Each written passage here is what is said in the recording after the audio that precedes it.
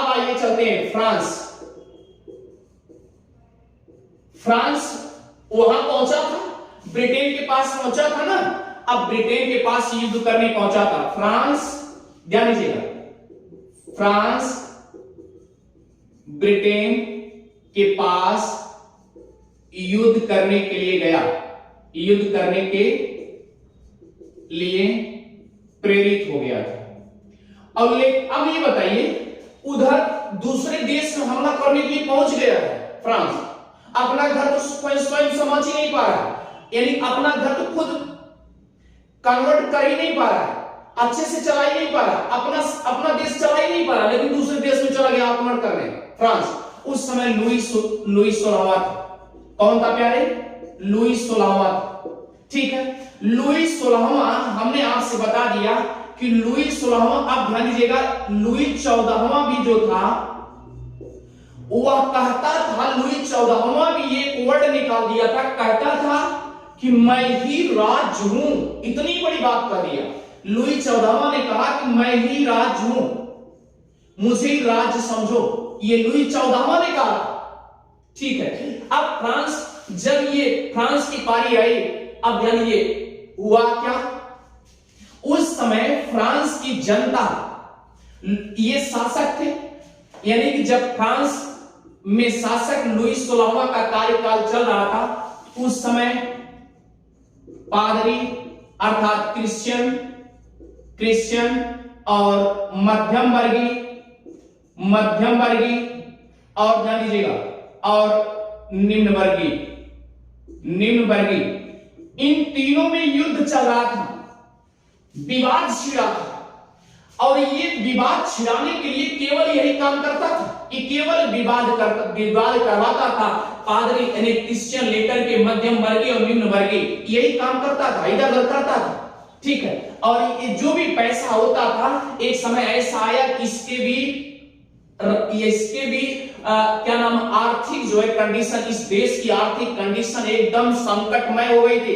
अब सोचिए, जब संकटमय हो गई, यानी राजनीति और सामाजिक में सब कुछ उथल पुथल मच चुका था प्यारे।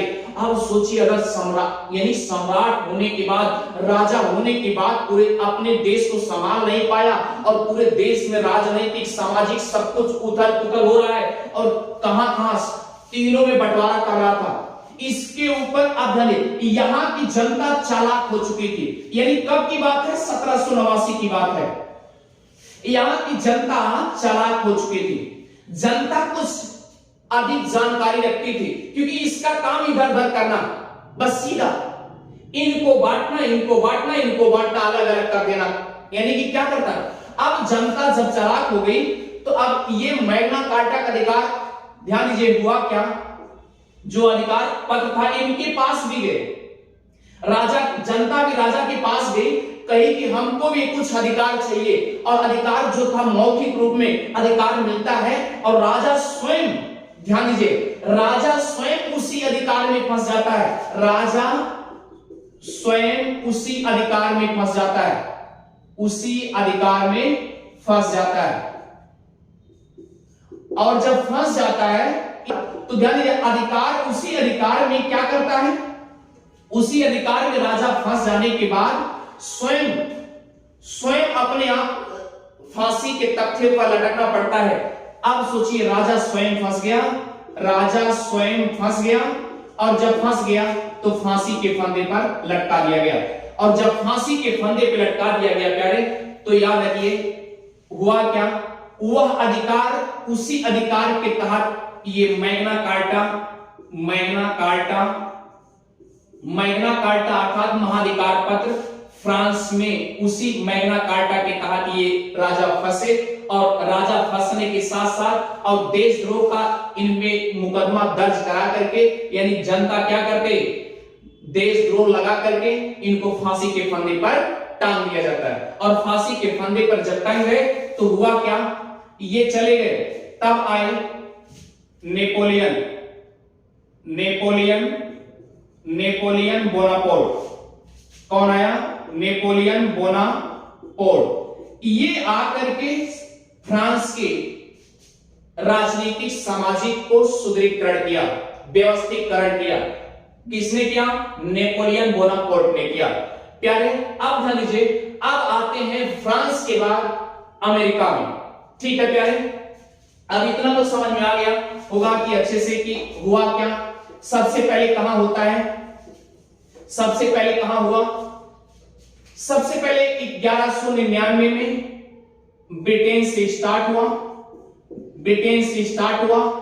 फिर 1215 में महाधिकार पत्र आ गया, और महाअधिकार पत्र जब आ जाता है तो हुआ क्या? ब्रिटेन में लागू हो जाता है, ब्रिटेन में लागू, और ब्रिटेन में लागू हो जाने के बाद ये लागू पूर्णतया लागू किसके द्वारा होता है? हेनरी तृतीय के द्वारा। किसके द्वारा? हेनरी तृतीय के द्वारा होता है। अब देखिए, इसके बाद आता है 1789। 1789 में फ्रांस की क्रांति खूब चल रही थी, और क्रांति मैंने बताया कि क्रांति किसके किसके बीच चल रही थी? पादरी अर्थात क्रिश्चियन और मध्यम और निम्न वर्गीय तीनों के बीच चल रही थी। इस पे देशद्रोह यानी जो ये यहाँ की जनता ने राजा से यानी लुई 16वां से जब कुछ मांगे, अधिकार के रूप में मांगे, मैग्ना कार्टा के अधिकार के रूप में मांगे, और उसी अधिकार में क्या हुए? फ्रांस के राजा अर्थात लुई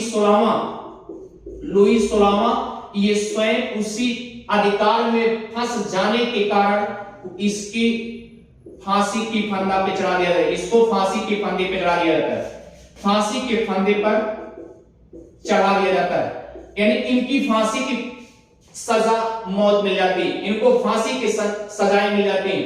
अब फांसी की सजा जब मिल जाती है तो याद रखिए उस समय आपका अमेरिका आजाद हो चुका होता है।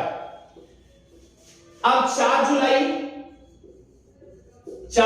1776 ईस्वी में अमेरिका पूर्णतया आजाद था, अमेरिका पूर्णतया आजाद था।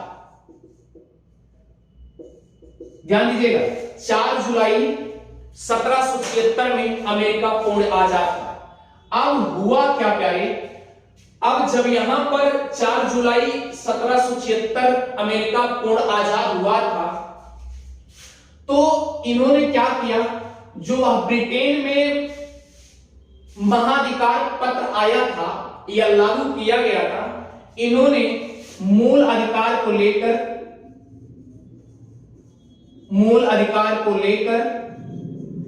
विल ऑफ राइट्स लागू किए, जिसे भी मैग्ना कार्टा कहा गया। क्या कहा गया? मैग्ना कार्टा, जिसे क्या कहा गया? महाधिकार पत्र। क्या कहा गया प्यारे? मैग्ना कार्टा या महाधिकार पत्र। अब ध्यान दीजिएगा, ये जो लागू हुआ है बिल ऑफ राइट्स, क्योंकि वहां भी जनता चालाक हो चुकी थी, चतुर हो चुकी थी। अब सुनिए ध्यान से, यहां पर 27 संशोधन हुआ। कितना हुआ? 27 बार संशोधन हुआ बिल ऑफ राइट्स में, यानी जो महाधिकार पत्र था, महाअधिकार पत्र ही 27 बार संशोधन होने के बाद यह आपका बिल ऑफ राइट्स तैयार किया गया। लेकिन अगर आपसे पूछा जाए कि बिल ऑफ राइट्स में कितने संशोधन को समाहित किया गया है, तो याद रखिएगा 1 से लेकर के 10 तक संशोधन को समाहित किया गया। अब सोचिए भाई, आप 1 से लेकर के 10 तक संशोधन को समाहित किया गया है। इसी को यानी प्रथम 10 संशोधनों को बिल ऑफ राइट्स में रखा गया। कहां रखा गया? बिल ऑफ राइट्स में रखा गया। अब सुनिए ध्यान से, बिल ऑफ राइट्स जो है, आज यही बिल ऑफ राइट्स हमारे भारतीय संविधान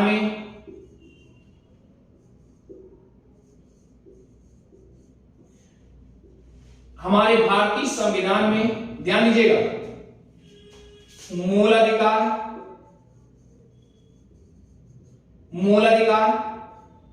मैग्ना कार्टा के रूप में जाना जाने लगा, मैग्ना कार्टा के रूप में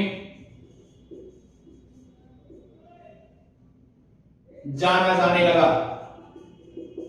अर्थात 4 जुलाई 1776 में अमेरिका पूर्ण आजाद हो चुका था, पूर्णतया स्वतंत्रता हासिल कर ली थी, स्वतंत्रता हासिल कर ली थी, ध्यान दीजिएगा, स्वतंत्रता हासिल कर ली थी। अब ध्यान दीजिए, उसी में वहां जनता चालाक हो चुकी थी और वहां मैग्ना कार्टा जो फ्रांस के और ब्रिटेन के जो युद्ध वार देखे गए और उस मैग्ना कार्टा को यहां पर लॉन्च करने का प्रयास किया गया, अर्थात प्रयास किए तो बिल ऑफ राइट्स के रूप में लागू किए। ठीक है, बिल ऑफ राइट्स, प्रथम 10 संशोधनों को बिल ऑफ राइट्स में रखा गया, अर्थात इसमें 27 बार संशोधन हुआ, 27 बार संशोधन हुआ और 27 संशोधन में से 10 संशोधन को बिल ऑफ राइट्स की संज्ञा दी गई और यही bill of rights Magna carta का ही रूप है।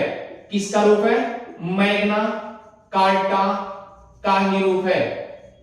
अब मैग्ना कार्टा का ही रूप है और यही मैग्ना कार्टा अर्थात आपके मूल अधिकार, भारतीय संविधान में मूल अधिकार को मैग्ना कार्टा कहा गया। अब ये क्वेश्चन यहां पर क्लियर हो गया कि कितने प्रथम 10 संशोधन को बिल ऑफ राइट्स की संज्ञा दी गई और कितने संशोधन किए गए थे? 27 संशोधन किए गए थे। और ध्यान दीजिए, यह एक लिखित संविधान के रूप में तय किया गया था, संविधान के रूप में तय किया गया था। अब सुनिए प्यारे, मैंने फिर से बता दिया कि 4 जुलाई 1776 में अमेरिका पूर्ण आजाद हो चुका था और सारी कंडीशन फ्रांस की, ब्रिटेन की देख चुका था, युद्ध हो रहा था राजा प्रजा में, इस तरीके से हो रहा था। और किसको लेकर के होता? एक अंश मात्र, एक आप कह सकते अधिकार को लेकर के हो रहा था और वो अधिकार क्या था? Magna carta. और मैग्ना कार्टा तो अब अमेरिका तो चलाक हो ही चुका था और इधर आजादी भी खूब लूट रहा था और जब आजाद हो चुका था अब वहां पर कैसे लिखित करे कि हम कहीं ऐसा ना हो कि जनता हमारे से भी रूठ जाए, हमारे शासन से भी रूठ जाए। तो याद रखिएगा, अब आपसे एक क्वेश्चन अगर पूछा जाएगा कि 4 जुलाई 1776 में अमेरिका पूर्णतः स्वतंत्र हुआ, तो याद रखिएगा 13 कॉलोनियों को लेकर के स्वतंत्र हुआ, 13 कॉलोनियों को लेकर के ही ये क्या नाम, bill of rights, bill of rights यानी लागू किए। और उसके बाद क्या हुआ? स्वतंत्रता इसमें सानिध्य मिलाया गया और यही जो है प्रथम 10 संशोधन को बिल ऑफ राइट्स में रख दिया गया प्यारे। तो इसी को बिल ऑफ राइट्स, जिसे बिल ऑफ राइट्स अमेरिका में कहा जाता है, वही बिल ऑफ राइट्स अपने यहां मूल अधिकार मैग्ना कार्टा के रूप में जाना जाता है। तो प्यारे ध्यान दीजिएगा, यही bill of rights Magna carta है, यही Magna carta bill of rights है। तो यही आपकी 4 जुलाई अमेरिका के स्वतंत्रता से रिलेटिव है। ठीक है, मूल अधिकार यहीं पर उद्धृत किया गया था।